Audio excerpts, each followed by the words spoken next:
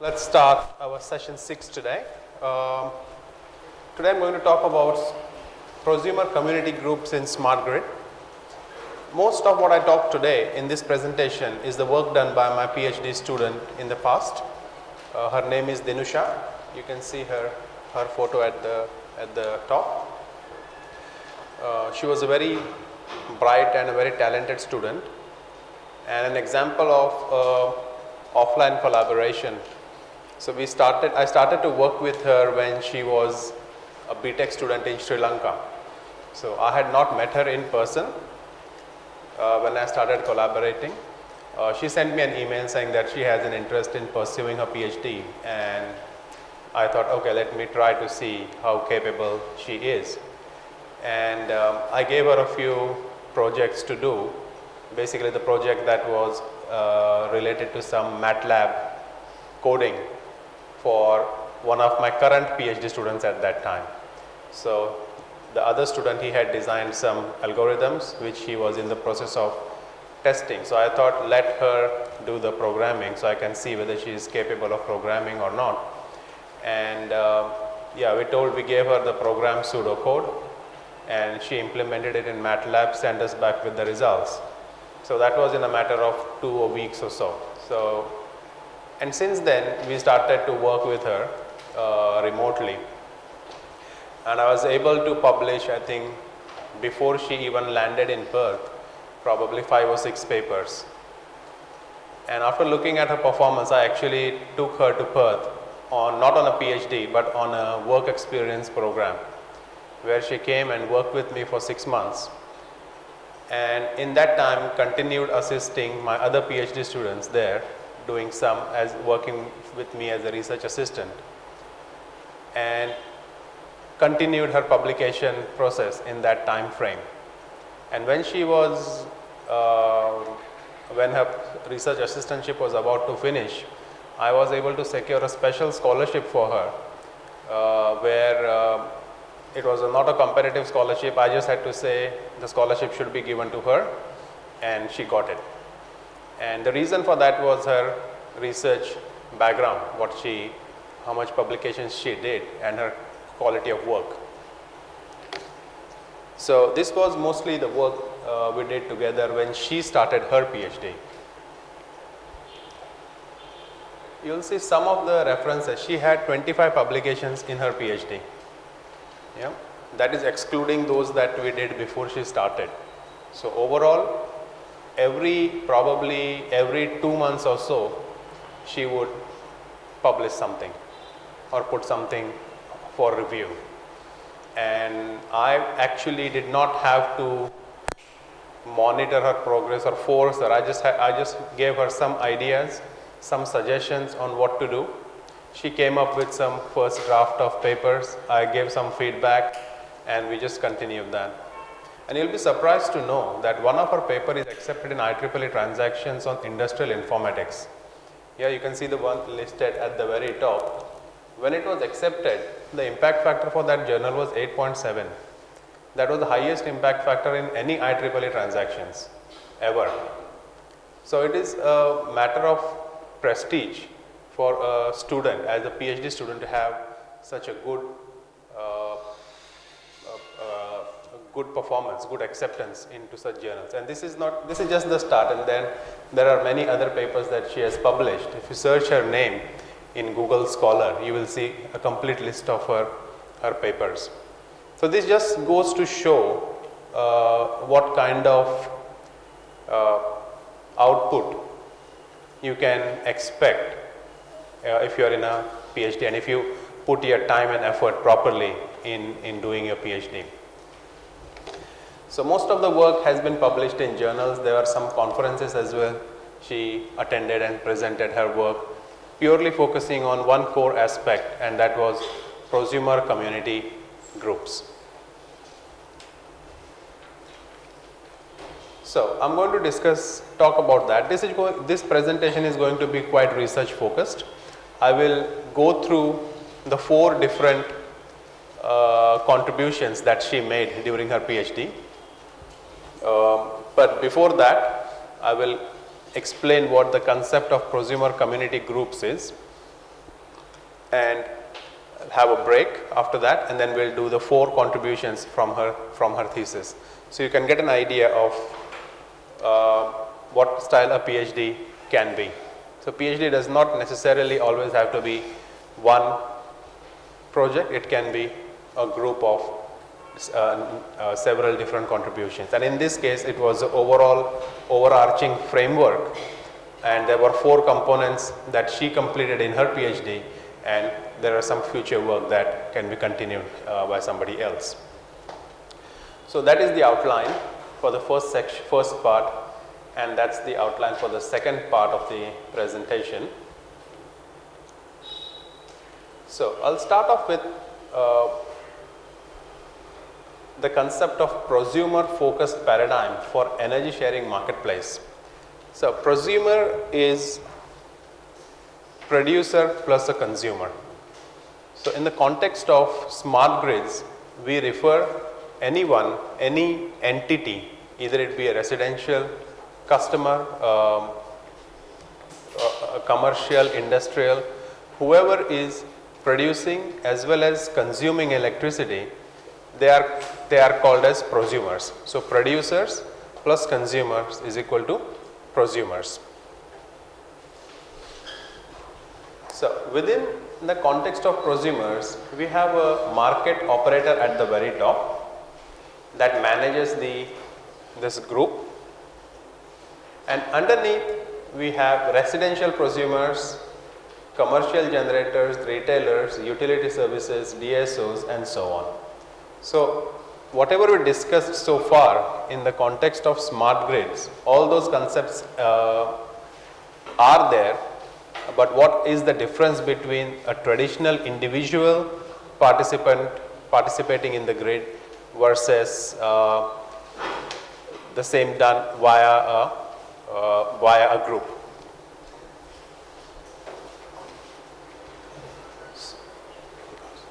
So what are the possible roles within the energy sharing marketplace? So in her thesis, she included these: residential prosumers, but the same can be applied for commercial or retail prosumers as well. Energy generators, distributed system operators, utility service providers, retailers, and market operators. Those that we saw in the first slide in the initial introduction to the prosumer. So who is a prosumer? Like I mentioned, it's in simple words, it is somebody who produces as well as consumes energy. So how is this defined? A prosumer is an energy user who generates renewable energy in its domestic environment and either stores the surplus energy for future use or vends to the interested energy buyers.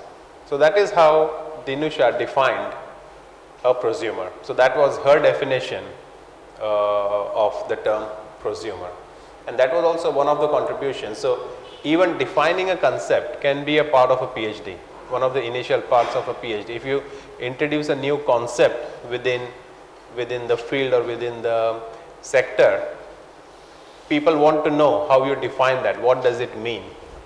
So you can start off with initial definition as well. So if you look at this, you can see there is an energy sharing marketplace. So this is where if you remember, we talked about yesterday we talked about auctions, where energy can be auctioned and people can buy or auction to buy or provide energy. So that is this part here. Wide area network is what connects the residential or commercial or any other kind of customer to the energy sharing marketplace. There are electric vehicles, distributed storage, traditional electricity network, renewable sources of energy, in-house display, which we saw some examples yesterday on how you can see the consumption that is happening within your home. All these things connected with a smart meter, and this residential user having an access to the computer, or when yesterday we mentioned about energy management systems. So the home's energy management system will be either installed as a firmware on the smart meter, or it could be as an application on the personal computer. So whatever figures that you see in these presentations are all designed and made by Dinusha in her studies. So on all paper you will see this citation, her name is last name and my name. So the quality of the design as well was very nice, and she used Microsoft Visio to do all these designs, all these drawings.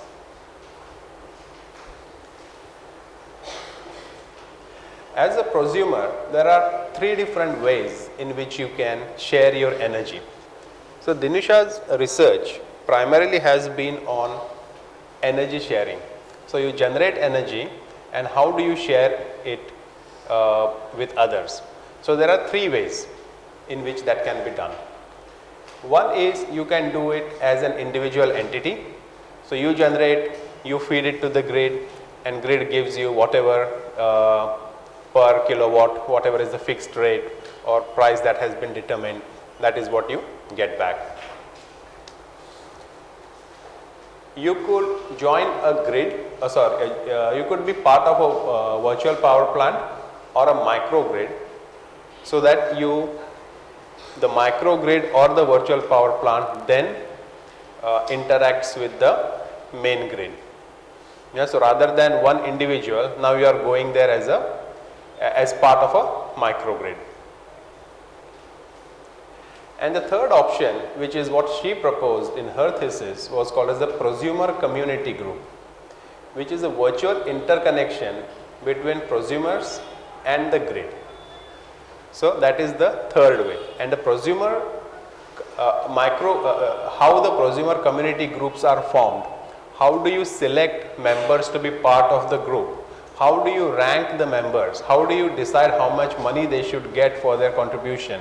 How is their historic feedback? How is their performance? All these different things were assessed, were designed and analyzed in her thesis, and each and every part of that became one contribution and then was published as a paper. So starting by just one concept, that is prosumer community groups. So she proposed this concept and analyzed the applicability of this concept to the entire from a number of dimensions.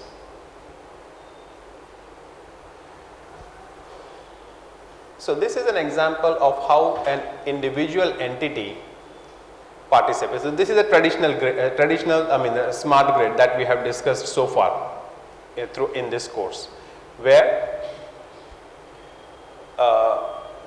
your home area network or your home directly shares the energy to the grid. Yeah, so you participate in the grid by making a direct contribution, and in return you get some money back from these power utilities.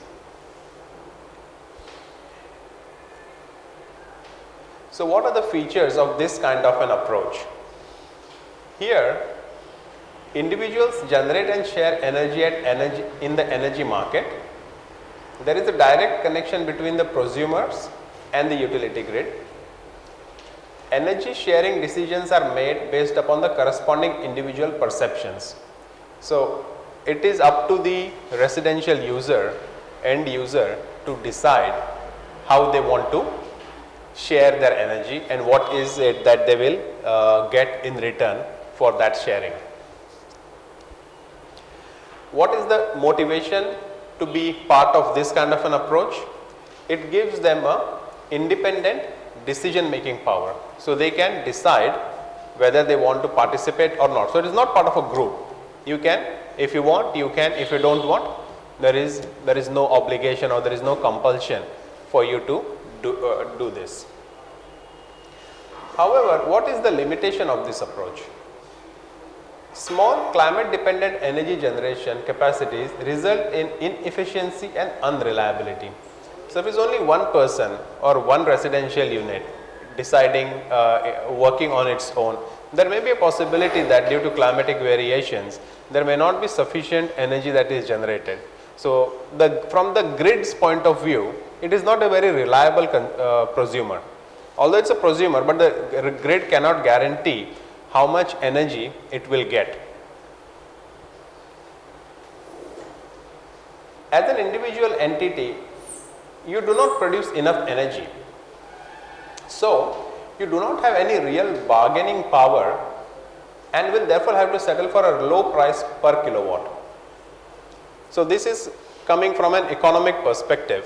When you go to the market as one person only selling few kilowatts of energy, you just have to listen to what the utility offers. So, if they offer you even very low amount, that is what you have to take, because you do not really have any bargaining power, because if you exist or if you do not exist, it does not matter for the utilities. There is a difficulty in competing effectively in the market with large scale power generators. So, you are a small fish.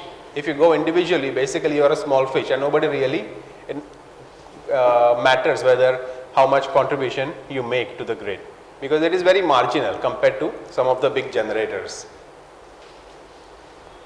So, compared to that, we then have a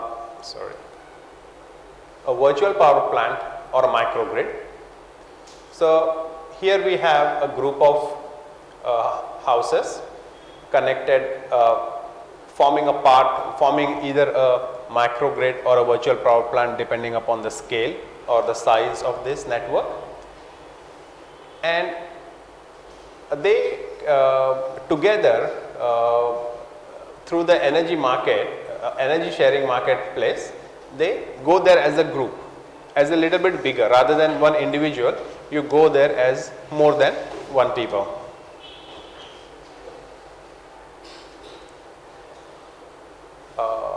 Okay, this one we have skipped. Wait. As a VPP, what are the features? Prosumers' home area network are connected through dedicated electrical infrastructure. Energy storage is to collect energy, and a group gateway to communicate with the utility provider and the electricity grid. So, here what comes into picture is energy storage. So, this grid, microgrid or virtual power plant kind of an option, lets you to store energy first, covering your own requirements in the future, and if there is whatever the threshold or the benchmark that would have been set for their personal consumption for that network, that small network, whenever the energy exceeds that, then that will be traded on the exchange. Okay, so you make sure that you are self-sufficient, and after your self-sufficiency is reached, you go out and auction or sell whatever additional energy you have. What is the motivation for this kind of an approach? It is the ability to generate higher quantities of energy in a competitive energy market compared to individual prosumers, and there is a possibility that you may achieve a higher price per kilowatt in the energy market. Now you are not going as one individual, you are now going as a collection. So, that gives you a better position to negotiate the kilo per what price you can get from the utilities. Now, why would the utility actually be interested in talking to you? Yeah, because as a group with sufficient energy and sufficient energy storage, that group of customer, that collection of customer can actually run independently or isolated from the traditional grid, which means from the utilities perspective, one portion of the demand is gone. Yeah. However, these groups have the capability to manufacture, to generate more energy than what they need. Yeah. So, from the utility perspective, they can look at these as working in conjunction with them, because they can generate additional energy which can be used to satisfy some other customers. Yeah. So that's why the utility companies can now come onto the negotiating table to see what is the best deal that can be arranged for the fixed amount of energy that can be contributed by this approach. However, there are some limitations. This dedicated architecture causes inflexibility, which makes it complex to add or remove new prosumers. There is a geographical restriction, and some prosumers may offer whatever amount of energy that they contribute or prefer to contribute, resulting in an unreliable supply of energy to the energy buyers.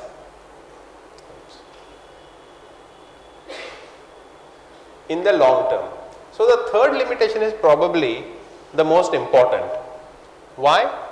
Because there is a degree of uncertainty, and there is no hard and fast rule or a contract between different participants of the microgrid as to how much they should contribute. One day they decide, okay, they can contribute 2 kilowatts, next day they decide maybe only 1, next day nothing. So it is very unreliable and unpredictable. So as long as there is limited amount of, as long as there is this level of inflexibility and unreliability, the system is still prone to some degree of incapability. You know, as the utility will not be able to have a very good idea of how much energy they can get on a regular basis, consistently, sustainably. So this is where the concept of prosumer community groups comes into picture to address that limitation about unreliability from the microgrid or VPP approach. So let us see how we define it. A network of prosumers having relatively similar energy sharing behavior and interest, which make an effort to pursue a mutual goal and jointly compete in the energy market. If you read this statement or this description or definition of prosumer community groups, there are quite a few things that you can pick up. Let's go through that again. A network of prosumers having relatively similar energy sharing behavior, that is the first thing. So their energy sharing behavior is relatively similar. So there is no significant fluctuations, like today they will put 1 kilowatt, tomorrow 5 kilowatt, not like that. They are relatively, the sharing is relatively similar.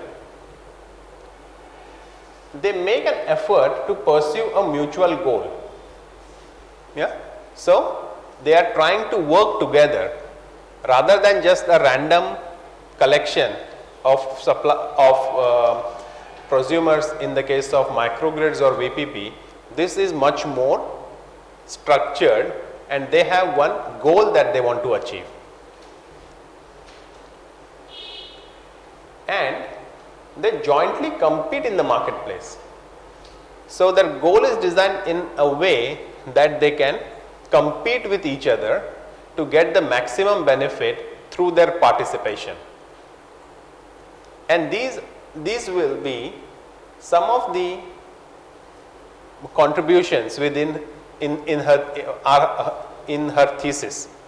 Okay, so Dinusha has developed a way for defining a goal, how to define a goal for a prosumer, so they know how that goal is fair, how to categorize prosumers into different hierarchy levels, and so on. In end, to make sure that with only one main objective, that is, this group, this prosumer community group can guarantee a fixed amount of energy to the central grid, to the traditional grid on an ongoing basis. And that, from the point of view of the grid, is a very big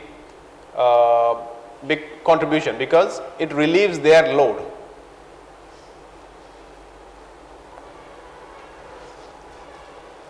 So here you can see a collection similar to a microgrid, where you have different houses, residential consumers collecting all the energy. The energy gets accumulated centrally, and through a community gateway, it communicates with the prosumer community coordinator. Same way from here also the same thing. Here you can see the grouping is based upon their capability to contribute how much amount of energy, and that becomes their goal, goal 1, goal 2, goal 3 and goal n. Yeah. The prosumer coordinator, community coordinator, can then sell the accumulated energy from each of the prosumer communities to the energy buyers. So this becomes a point of contact for all of these networks, all of these communities, to sell the relevant amount of energy. So let us go through some of the key concepts about prosumer community groups. Prosumer community groups interact with each other and with the local distributor, retailer, utility, grid or other consumers through community gateways, which is this part. The community gateway refers to a small intermediate that bridges the external power system participants with smart gateways of each of their distributed energy resources that belongs to a prosumer community group. The prosumer community coordinator is an entity or a group of entities involved in managing of the prosumer community groups, that is this one, the coordinator. The members of the prosumer community group are to achieve mutually decided goal which can be different from other groups. Yeah, so they are inspired because there is a monetary benefit associated for achieving that goal, and there is a penalty as well for not achieving the goal. Socio-economic significance of prosumer community group based approaches. So what is the benefit of this? Reliable energy supply increases the bargaining power in energy market. So the term reliable here is very important, because it is not just supply of energy, but it is a reliable supply and ongoing supply, which will make sure that the utility gets fixed amount of energy as agreed from each of these prosumer community groups. Promotes energy sharing between prosumer communities and customers. I will talk this later in detail in one of the contributions. Creates a dynamic ecosystem of cooperating prosumers and offers effective prosumer management.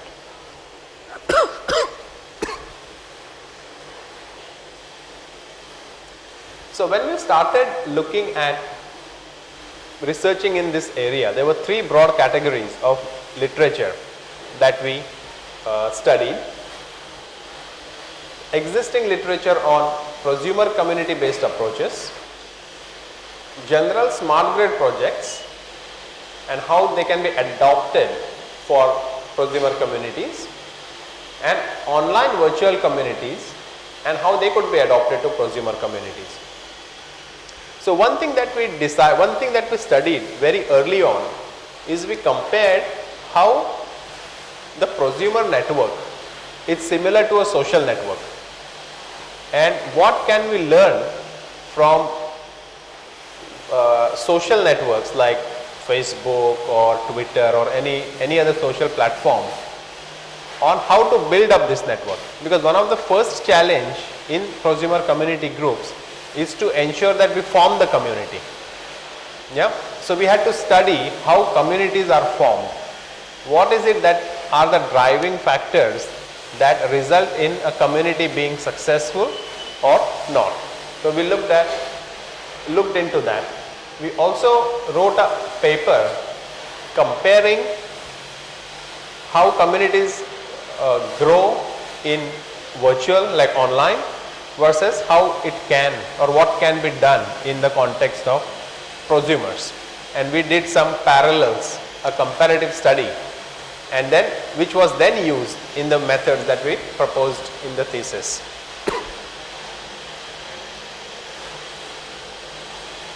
Prosumer community based approaches had some of the challenges such as definition and characterization of the prosumer communities was not broadly analyzed.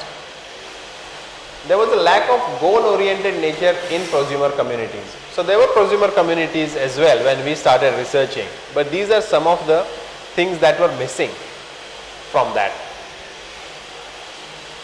Approaches to inspire the prosumers to join the communities or inspire the existing members to supply more energy were absent. There were limited approaches to assess and rank the prosumers' energy contributions. Limited approach to identify risks associated with negative behaviors. And lack of comprehensive prosumer reward distribution scheme that consider both financial and non-financial initiatives, incentives. So these 6 points resulted in 6 different sections of her thesis. So she developed 6 different models, one addressing each. So we first did the definition, which I showed you in the initial slide. We developed a goal-oriented framework. So how we defined a goal for a community, we developed a framework for that, tested, implemented, results gathered. We developed a method to inspire prosumers to join the community and also to increase their contribution. So developed a method for that, an algorithm for that. We developed a method to assess and rank the prosumers' contribution.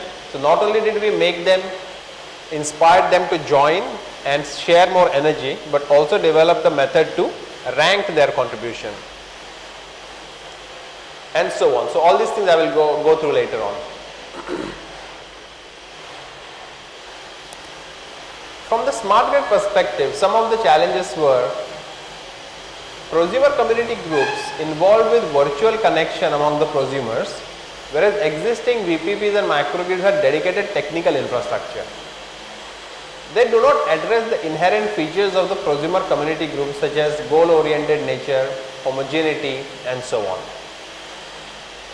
Similar ICT electrical marketing mechanisms of existing literature might be adopted. However, it was not addressed several key processes such as these. Further, the existing literature did not comprehensively address group energy generation behavior, which was very critical with the concept of community grids.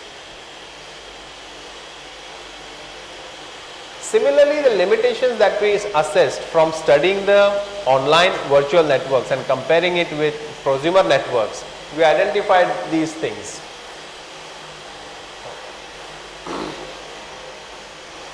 User restrictions. We had to come up with a way to only allow those users to enter the network who had a smart meter installed in their home. At the moment when you register on any other website like Facebook or Twitter, anyone can register. Yeah, but we had to make sure that in our network we only get those people who have a smart meter installed, because in the end we intended to develop a network, social network of energy users. Like you have social network of friends, we would have social network of energy users that would show your energy profile, how much you have been sustainable, how good your lifestyle has been, and so on. There was a difficulty in obtaining inputs from prosumers. Longer and more complicated process of prosumer community formation, incentive based prosumer motivation, and prosumers membership deactivation followed by financial loss. Some of these things were identified from the literature, but not all of them were solved within the PhD program. So overall, the key challenges for managing prosumers in prosumer community groups were these. I will not go through all of them, but some of these were involved and used in the formation of the final framework.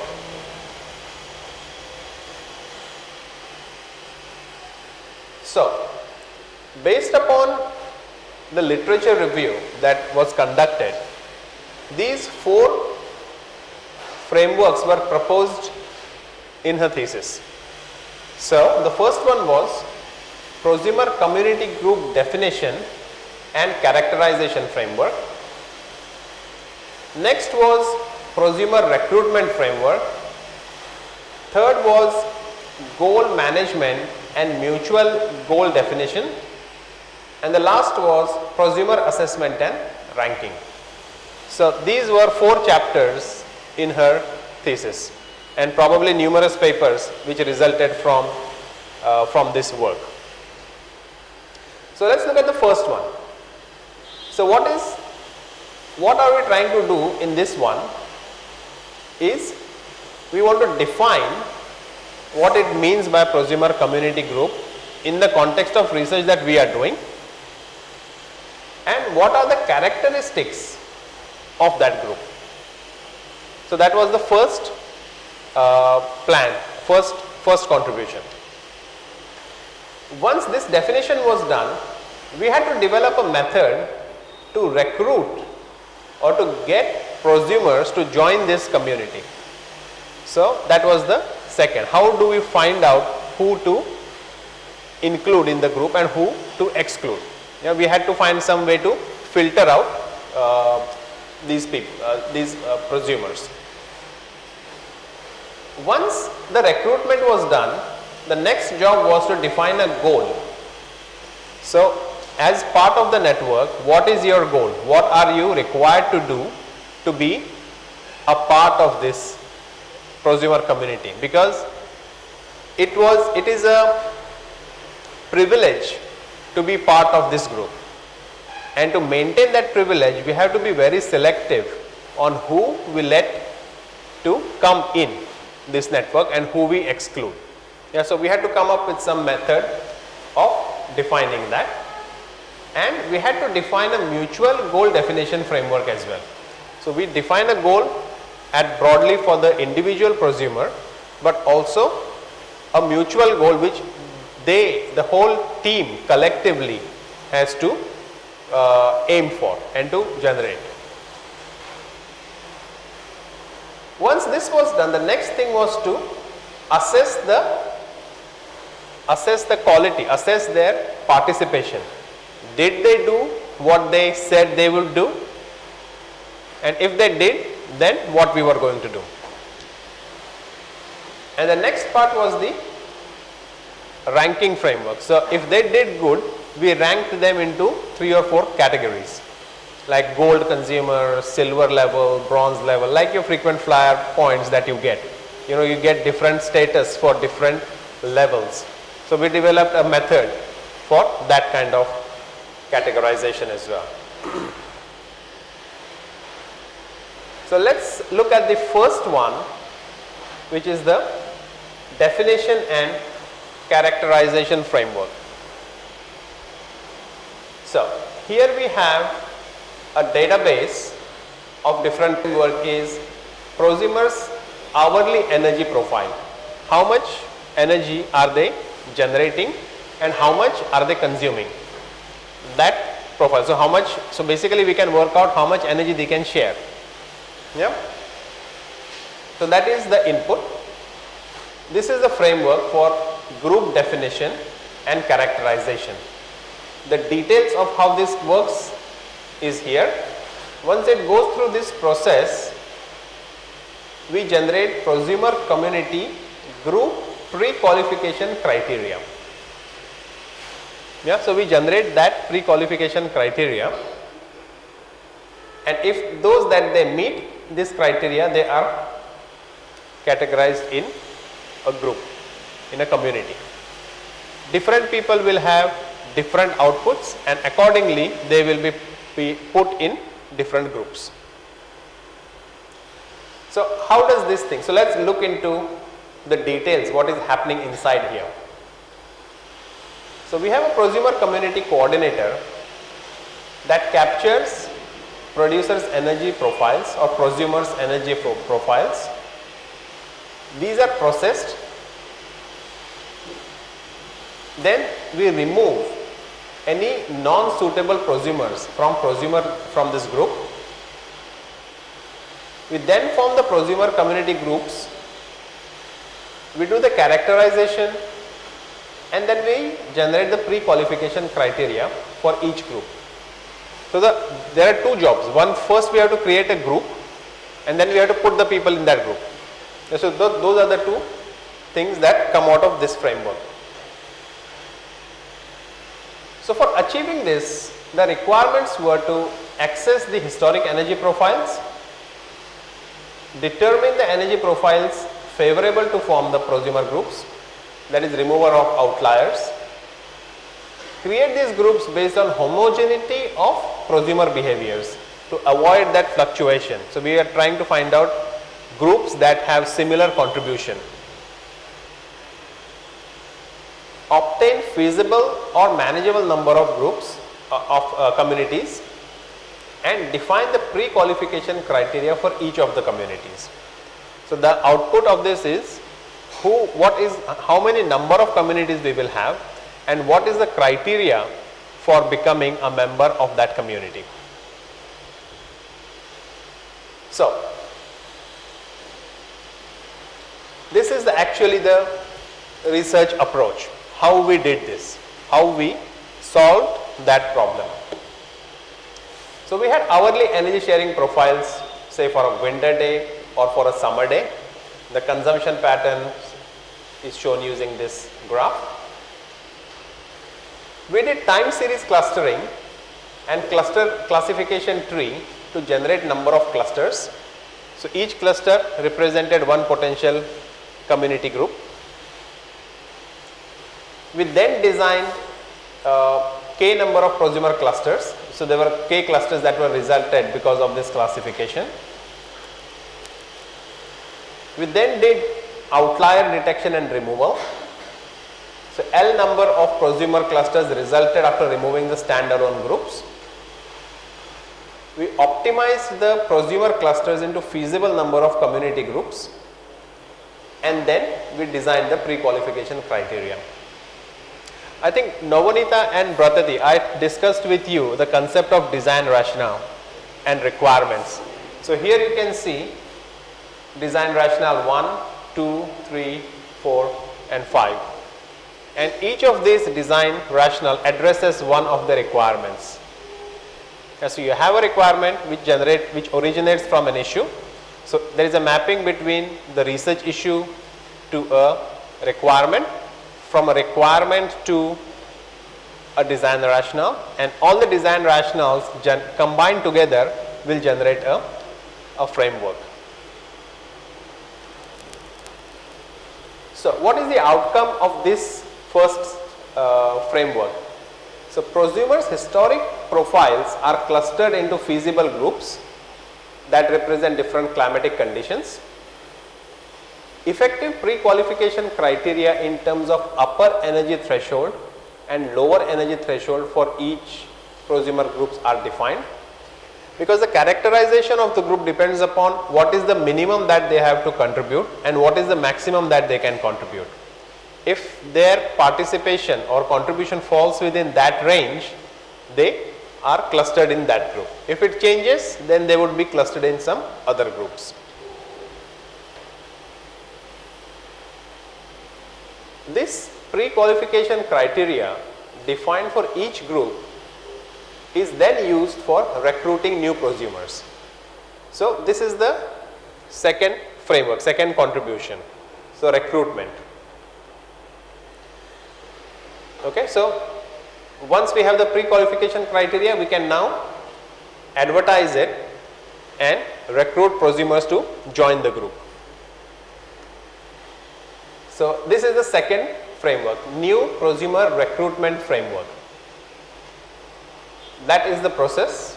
Again, the same way like I showed you in the first first finding. So new prosumers real-time behavior characteristics are input that go into this framework, and the output is favorable prosumer recruitment, and a new prosumer is then assigned to one of these groups. Internally within this framework there are 5 steps that have to be completed.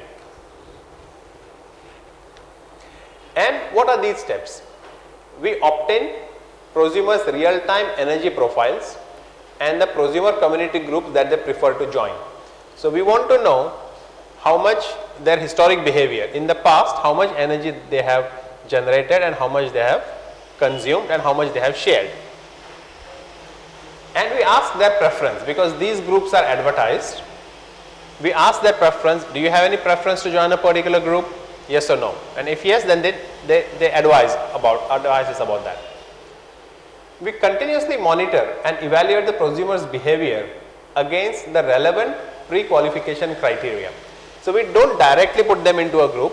If they have a choice and if they meet the criteria, we will assign them to that group and we will monitor their performance for a period of time. So it is not a final decision then and there.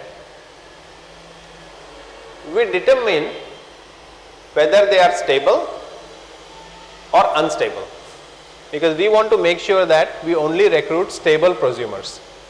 So that evaluation is done in that time frame.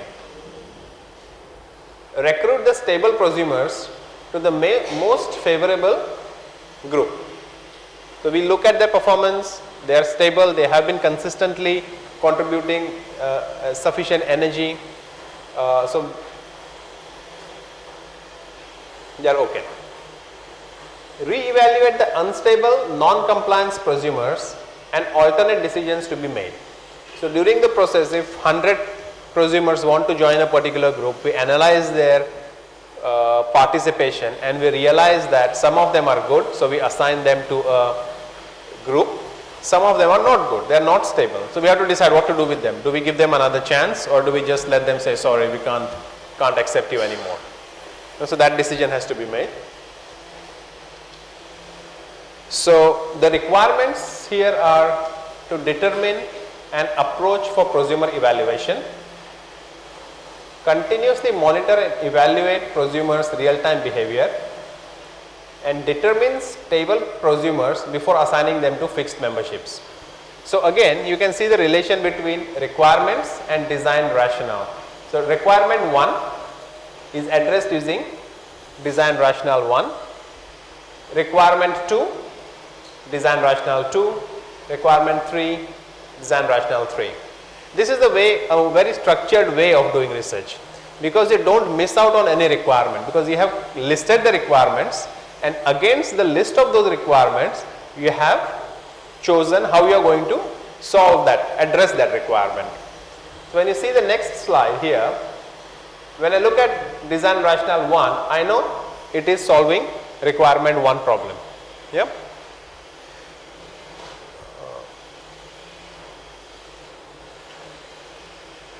Rationale 2 is solving problem 2 and rationale 3 is solving the requirement 3.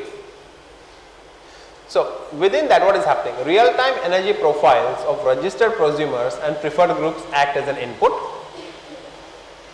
An approach to estimate the prosumer's performance in each time slot is developed. Approach to evaluate the stability of the prosumers is also developed.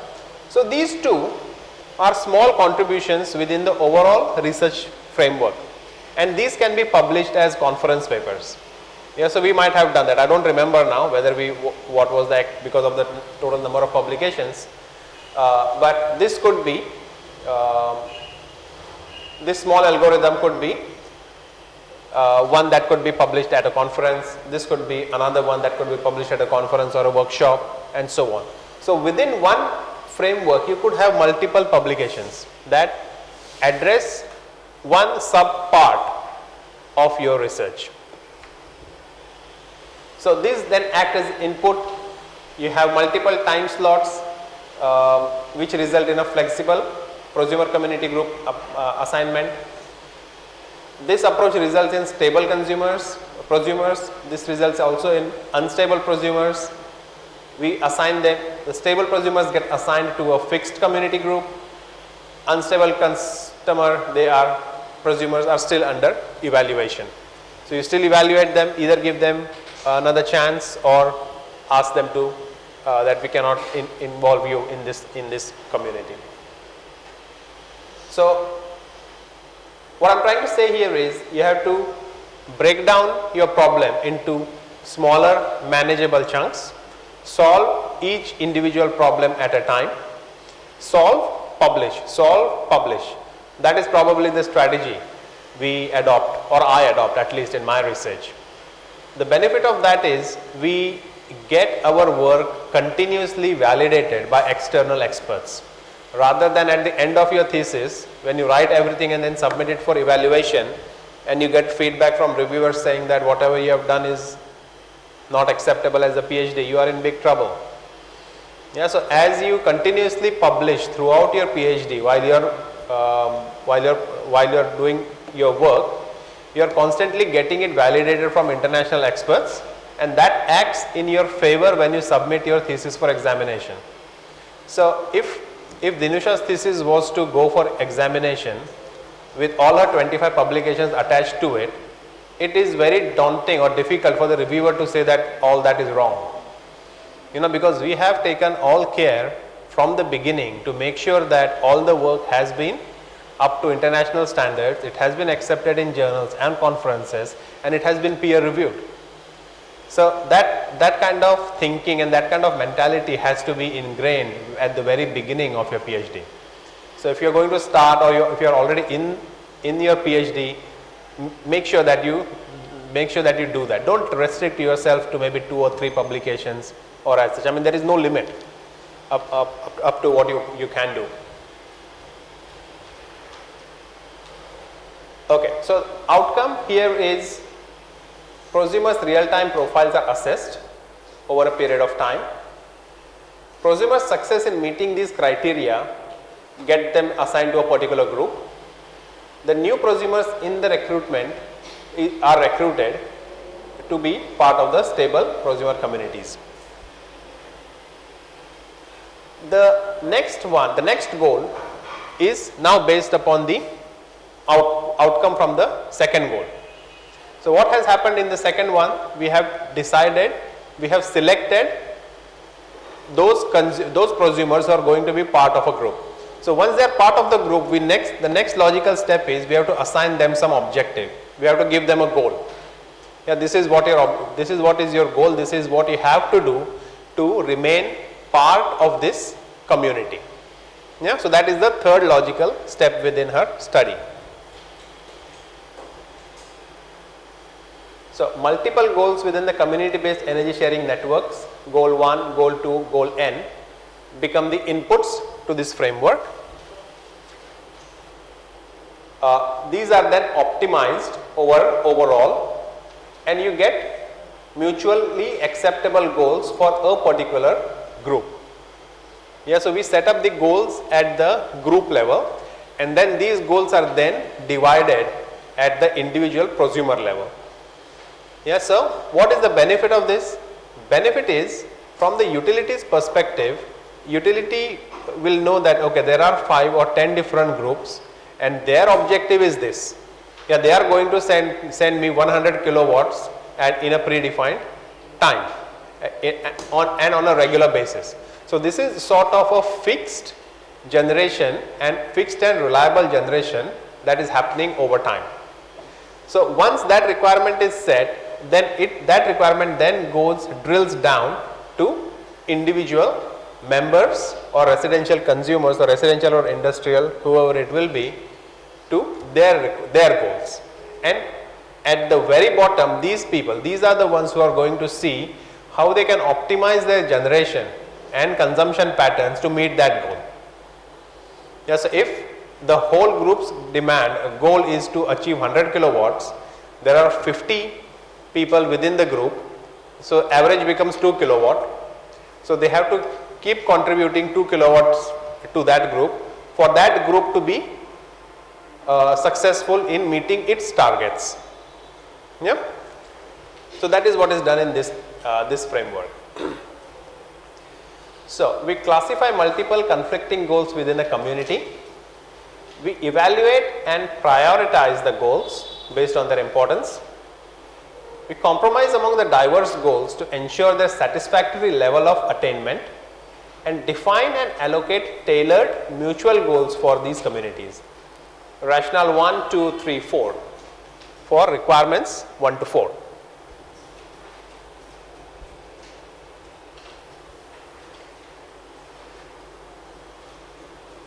So here we developed a multiple criteria goal programming. So we used a goal programming model which is well defined in the literature, and we have applied that problem to our that approach to our problem. Using such a thing is fairly easy because this model is already proposed and validated. What we only have to do is to contextualize it, put it in context of our problem, apply that model and see what kind of results we get. So that is what we did here. So there was a classification of multiple goals either using absolute constraints or goal constraints. We then did goal prioritization, goal ranking mechanism, goal compromise, and finally a mutual goal definition. So each of these boxes again were different research papers. Each of these was considered as an independent sub research project, and it was addressed to solve only one objective, and we did that very thoroughly. Yeah, and then we published that. Same way for everything else.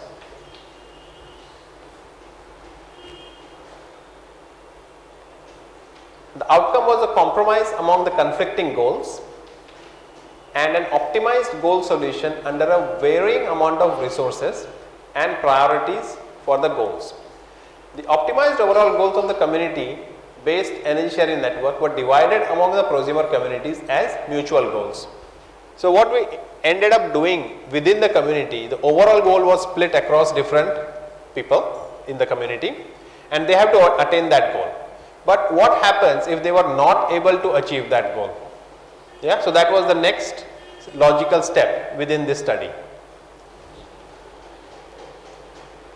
And that's where we developed the assessment and ranking framework. So you can see how the research is flowing one after the other. Initially we first started, first job was to how to design the community. So we developed a method for doing that. The next job was how to select prosumers to be part of that community. We solved that problem. Once we had the prosumers within the community, we had to decide what is their goal. We solved that problem. Then we are here in the fourth framework where we want to now assess. We have given them a goal. This is what their objective is. Have they been doing it properly? Yeah, did they achieve did they manage to achieve the goals? So that was the assessment part. If they were able to manage their goals or achieve their goals, we also wanted then to rank them. Yeah, so we can give them your rank 1, rank 2, rank 3, or in a group 1, group 2, group 3. And each of these groups will have different privileges and different benefits. So if you are in the best group, you will probably get a much higher return for your energy contribution. Although you might contribute the same amount, but because you are in that group, in a privileged group, your returns will be higher. If you are in a level 2 group, the price that you would get will be a bit lower, although you contribute the same amount. Yeah, why did we do that? Because we wanted to generate a competition within the community for everyone to be better, try to be at the most privileged group, the most highest group. And the benefit of that was when everyone tries to aim for that, the overall reliability of that grid, of that group becomes higher.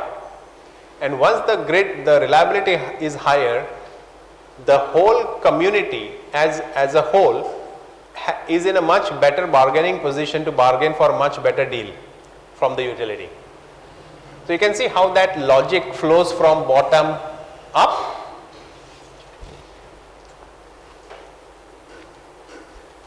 So in this one, the input was energy interactions of the prosumers, that is their historic behavior, historic energy sharing profile. That went into the prosumer assessment and ranking framework. The output was prosumer ranks. So within the community we had prosumers at the highest rank, we had them at the medium rank, we had them at the low rank.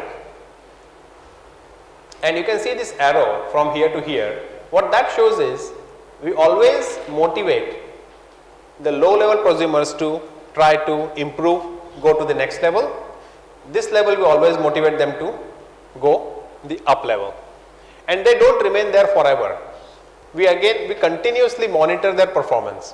If in 1 month they do not meet the requirements to be at the highest rank, we will demote them. They will again come down. So it is not like one time you get to that level you stay there. If you do not perform, you will be brought down. So that kind of a concept within the group makes sure that the group is always on their toes. They have to always perform to remain competitive.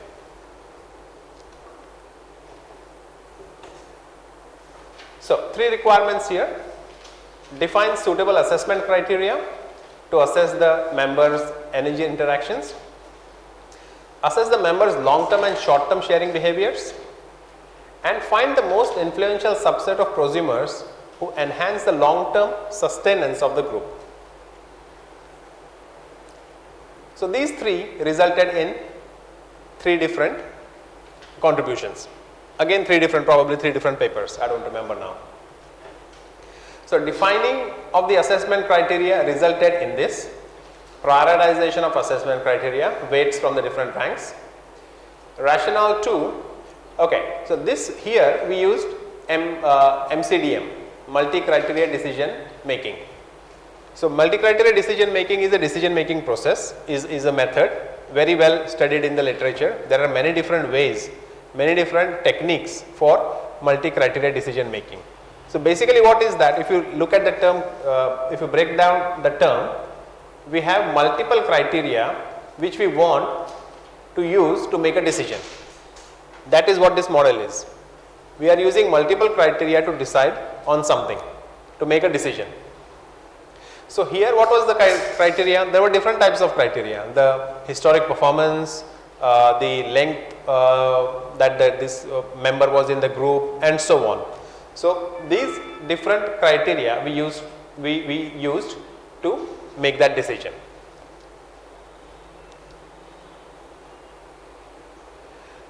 Rationale 2 was, how do we decide which member to put in which time slot? So low, medium or high, where do we want to assign them? And member ranking, we used Topsis method, technique for order preferred by similarity to the ideal solution. So this is a type of a multi-criteria decision making method. So later when you get a chance, just search for MCDM, multi-criteria decision making. You will see probably 20 different types of methods within 20 different types of MCDM methods which you can use. So we used this method. So the outcome from that was the members within the prosumer community groups were assessed based on the 4 assessment criteria. So we had 4 criteria for assessment to making the decision. That represents members' short-term and long-term energy sharing behaviors. The degree of deviation between the expected and actual behavior were assessed, and a relative judgment for each member's behavior was provided. The members with relatively higher ranks were considered as a subset of influential members. So we then designed a method to give them some ranks, like some badges. So this is the best group, best member, or the highest performing member, or something that they can be privileged of. Okay, so this is where the PhD ended. So just like in 1 hour, I have taken you through the journey of one of my PhD, very successful PhD student. And what what I wanted to show you from this was PhD is a logical steps of research outputs. You start with one broad topic, you then drilled it down.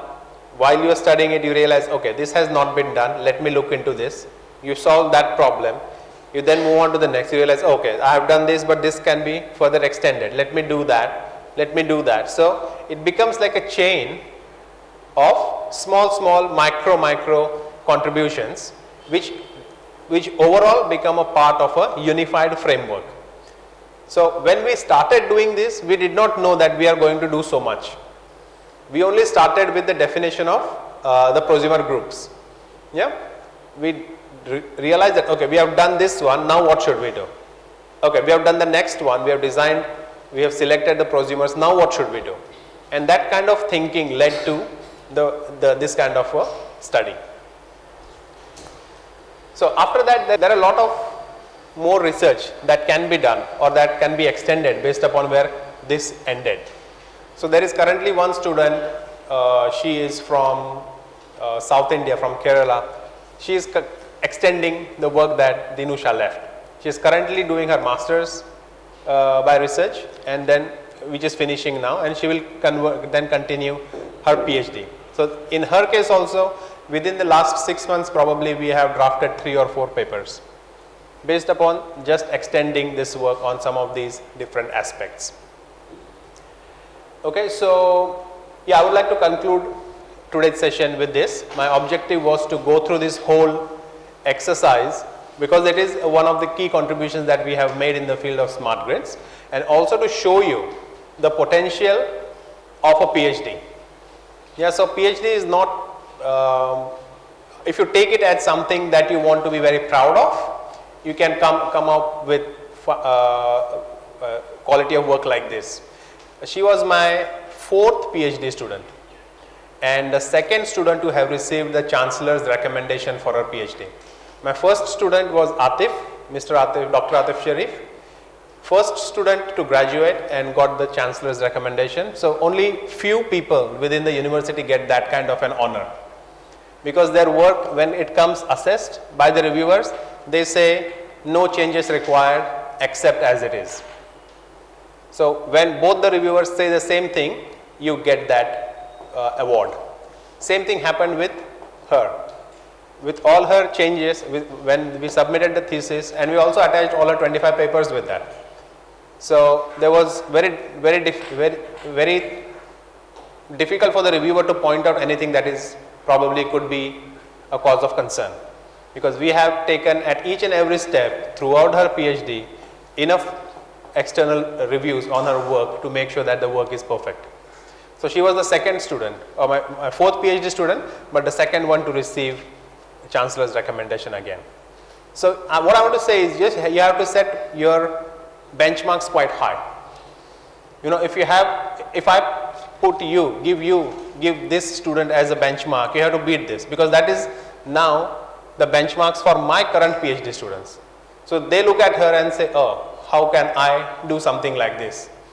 You know, when she started, she also had the same question, same thought, how could I beat the performance that Atif has done? But she did. And then now my other students look at her like, oh, 25 papers, which means every year I have to publish 8 papers. How am I going to do that? You know, but it is possible. She has done it, I have done it, my other students have done it. So it is not something that is impossible. It is only needs the dedication and consistency within those 3 years. 3 years you might even realize that 3 years are not enough, you know. At some point of time, if you go at this pace, if publishing 25 papers, 3 years is, you might seem it is as a quite a short time. But anyway, I would like to stop now. I guess you are all quite curious about your exam after this. So I combined all the 2 sessions together today to finish a bit early. We'll have a small tea break, I think, and then we'll go for the exam. Okay, thank you very much.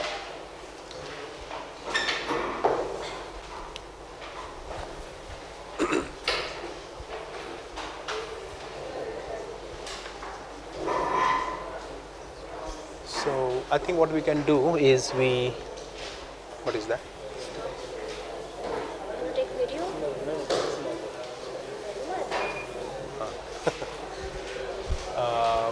Yeah, we'll go to that. I will connect my laptop to send the email for the, yes.